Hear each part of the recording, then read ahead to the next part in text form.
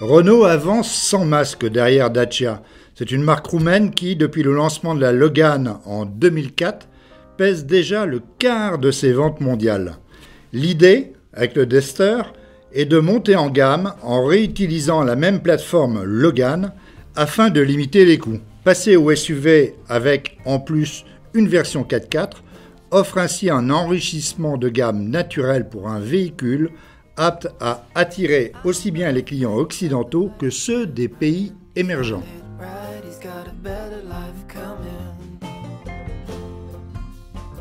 Conçu comme tout le reste chez Renault, le nouveau Duster se distingue par un dessin nettement plus original et qui, malgré les vitres latérales planes, renvoie à l'univers japonais du SUV. Les ailes larges, le capot haut, la garde au sol surélevée, le haillon sculpté offrent sans aucun doute tous les codes du genre.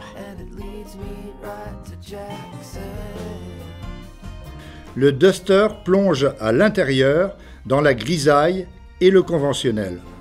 Un air de déjà-vu sur la Logan pour le tableau de bord, juste égayé par des enjoliveurs à partir du niveau de finition 3 et des sièges au style dépouillé qui rafraîchissent les ardeurs d'autant qu'il y a peu de rangement, surtout à l'arrière. En revanche, la place est généreuse, le coffre suffisant, mais souffrant de ne s'agrandir qu'avec le seul basculement du dossier de banquette arrière.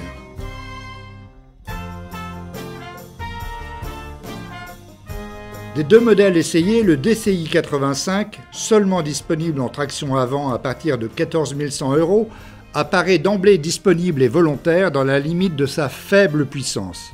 Une version 110 chevaux apportera plus de tonus et offrira, en outre, la possibilité d'opter pour la transmission 4x4 vendue 2 000 € de plus. Cela inclut une boîte 6 vitesses à la première ultra courte pour les évolutions tout-terrain. Cette transmission existe aussi en option pour le 105 chevaux essence. Ce dernier, en version 4.2, se montre plus nerveux que le DCI 85, mais oblige à relancer plus souvent la mécanique en utilisant les intermédiaires. La tenue de route et le confort sont dans tous les cas de très bon niveau.